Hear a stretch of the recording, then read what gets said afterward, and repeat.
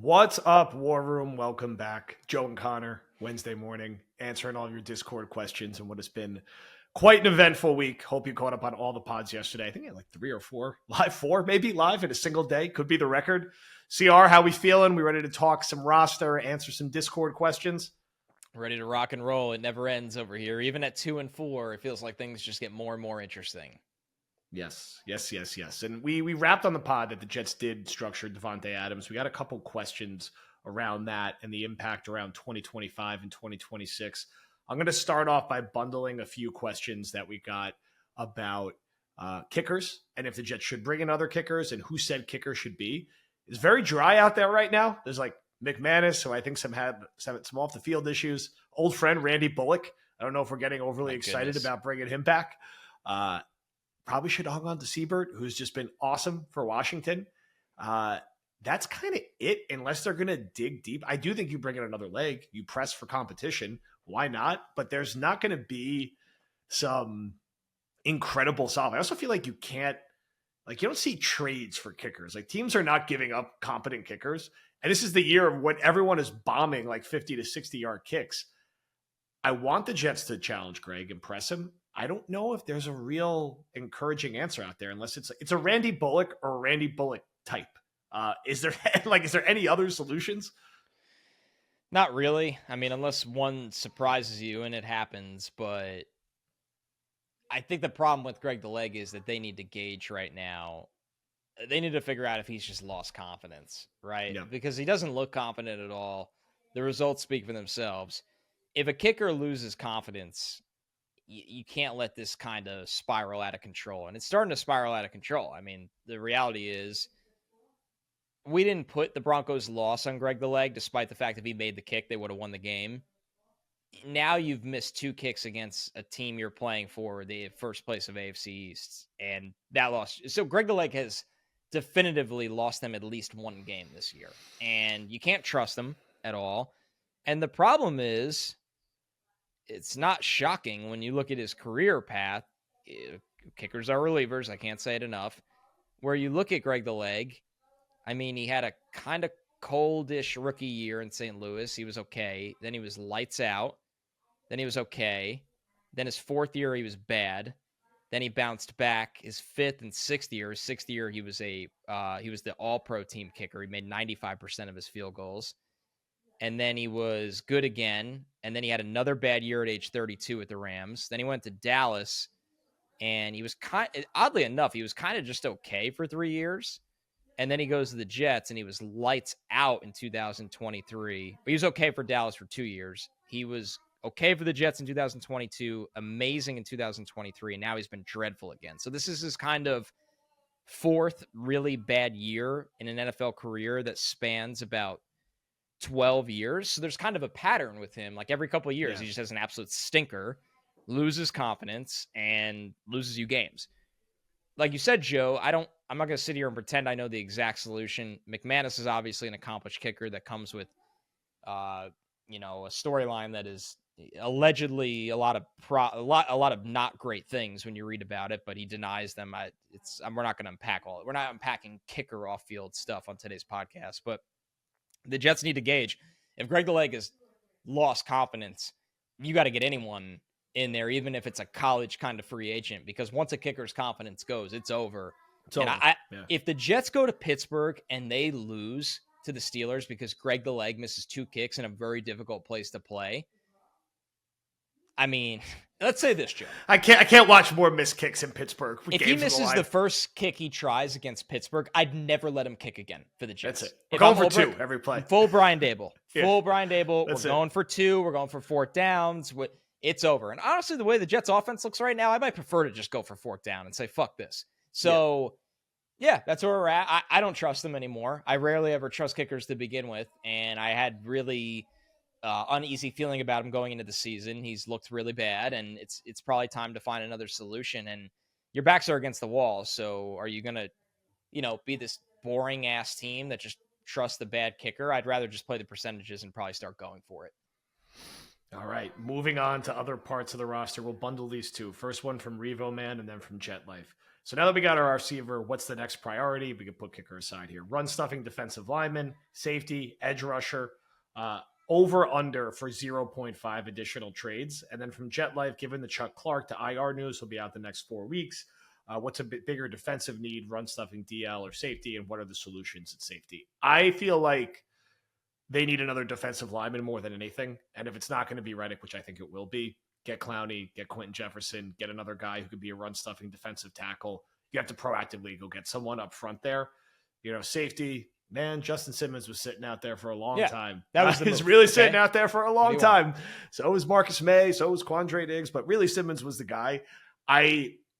My guess is we're gonna see an unhealthy amount of Isaiah Oliver and Ashton Davis. And the problem is Oliver, they kind of need him like sliding down in the slot more now because Michael Carter's banged up and is probably going to continue to miss some time. So you're getting kind of thin. Like, do we start seeing like Stiggers in the rotation? I think you'll see more Eccles because Reed's also banged up. So they're getting pressed in the secondary. I still think they got to get another body up front because we're getting a okay at best Quinnen season so far. He's not like he's been bad, but he's not been elite, I would say. Will McDonald's been really good, and beyond that, it's a mess. So I think you need another body there. And I think I would take on 0.5 like trades. And they're going to trade Mike Williams and get a late round draft pick back. And they will do something on their defensive line, whether that's getting it done with Reddick or going to proactively acquire someone. I think Woody's, like you said, at the blackjack table here at 4 a.m. and is going to keep pressing it here. What do you think comes next from the roster move perspective? Yeah. Just ripping another Marlboro Red from the guy next to him and being like, hey, I got another $600 in my pocket. Let's keep this rolling. So I don't see them making a move at safety. They passed on that. They always pass on that. They ignore the position entirely.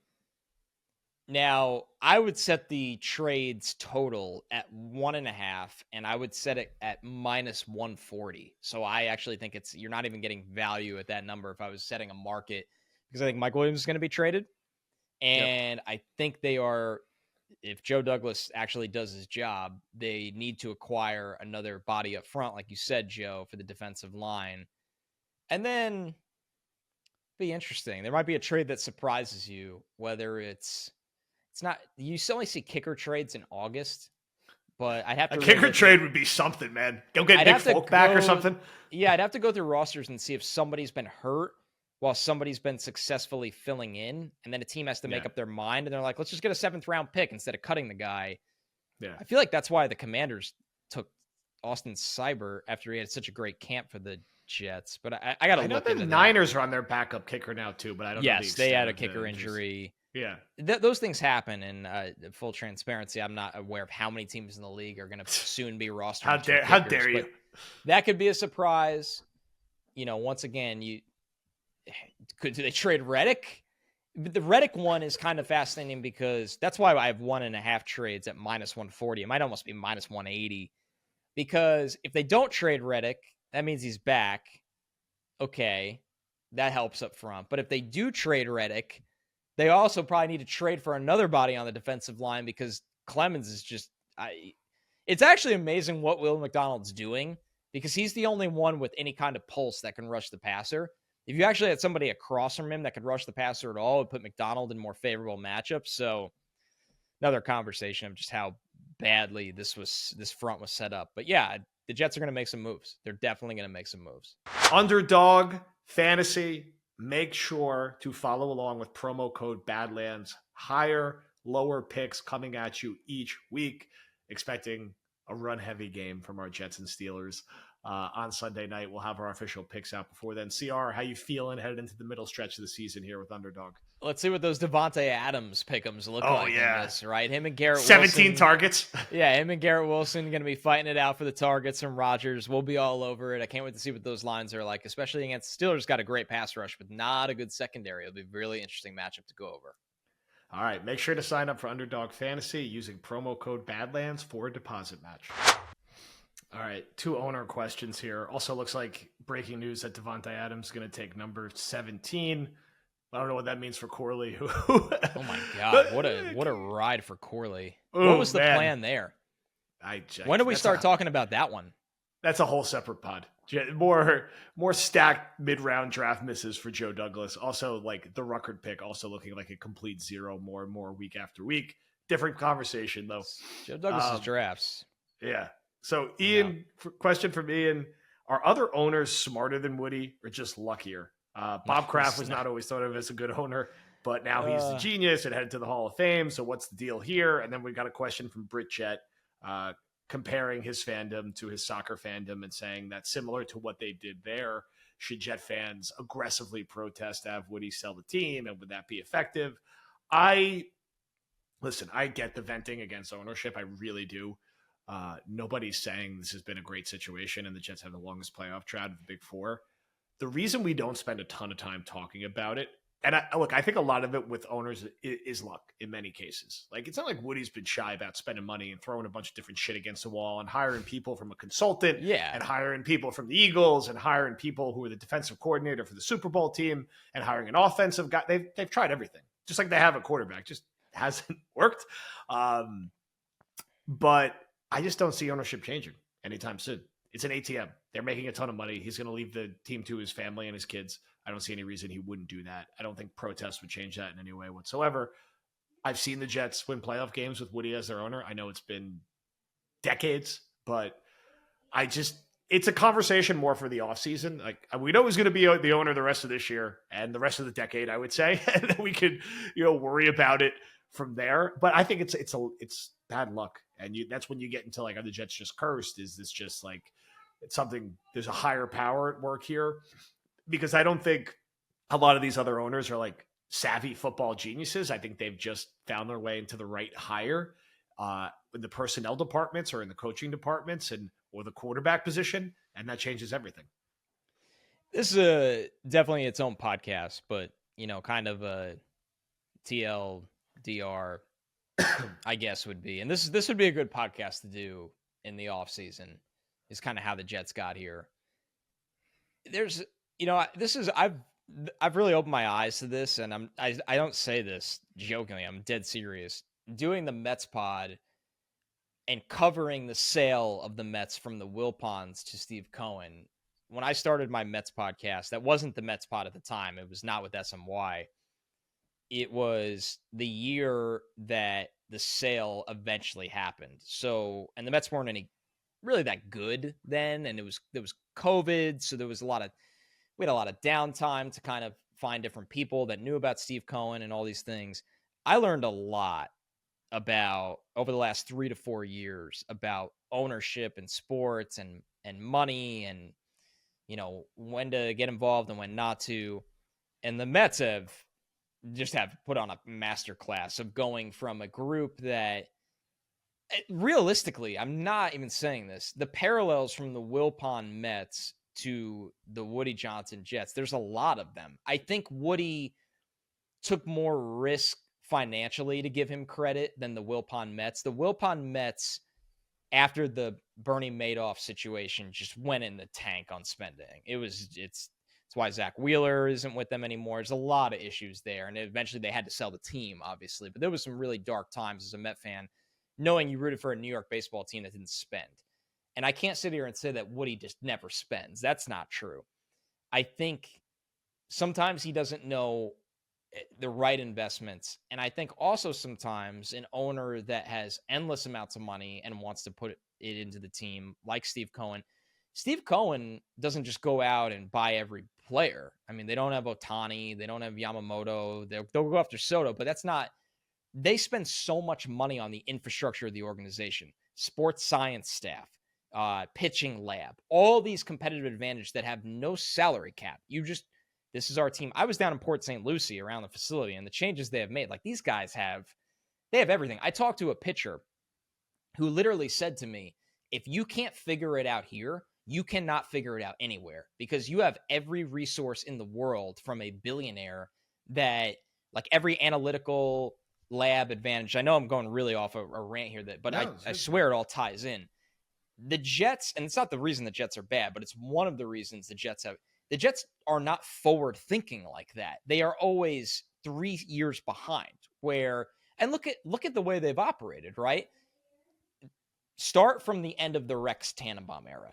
they went with Idzik, who was supposed to be kind of Moneyball, I guess, but not. He just wasn't sharp And was enough. also their fourth choice because they refused to get rid of Rex with Tannenbaum. Right. So Idzik was a asset collector, but had no idea how to draft. Really couldn't close in free agency, besides like Eric Decker, and wasn't respected enough to ever make a real coaching hire eventually. Then they had McCagnon, who was supposed to be boots on the ground, old school scout. Like he finds guys in the 7th round, he finds guys in the UDFA process. And then when McCagnon had to sit at the big boy desk and make the franchise altering selections, he whiffed over and over and over again. Then they kind of went with Joe Douglas, who was, I know Joe Douglas because of his appearance gets the same, label as McCagnon, old school scout, football guy, this and that. Douglas, was part of the allure with him was the Eagles were an analytical franchise, and Douglas was going to balance analytics with an old school scouting mind. He's missed a lot because I just think he's made poor decisions drafting on both ends of those spectrums. So, and then honestly, they, we liked Saleh, but they hired a defensive coach and they can't get it right on play caller. You look at a lot of the innovative teams in the NFL, the Vikings with Kevin O'Connell, obviously the Rams going way back with McVay, the Niners with Shanahan. A lot of these guys that offensively, look at the Saints hiring Clint Kubiak this offseason and what he did for that offense out of the gate before Carr got hurt.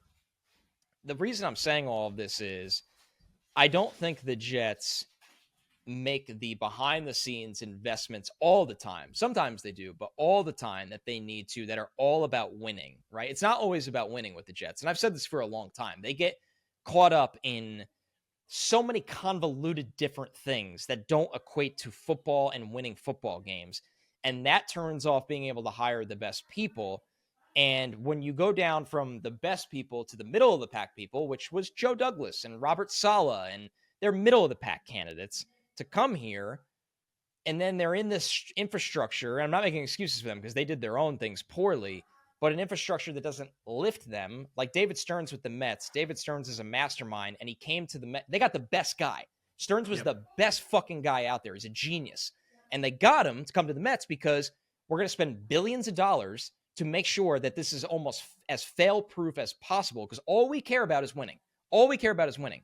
I have never believed over the last 15 years that all the Jets care about is winning. And that's why they don't get the best people to come here as GM, as coach, and it has a trickle effect that leads to long-term failure, because it's kind of like being on a ship and these little holes keep popping up, and you take a Band-Aid and you slap it over the hole, and then you run to the other side of the ship and you slap that one. But while you ran over to the other side of the ship, the other one opened again. You just keep slapping all these stickers over the holes because you're just never a sustainable organization with the best people and the best finances and the best decision-making, because all these little people jumping in and trying to kind of mess up a plan. So I know that's a long way of looking at it, but that is why in a very condensed version, because like I said, this could be a 7-hour podcast, the Jets are a poorly run organization as it stands. It's going to be our next offseason docu-series. We're due for another We're one. really due. Yeah, there's a lot to unpack here. This is like phase 2 of the drought.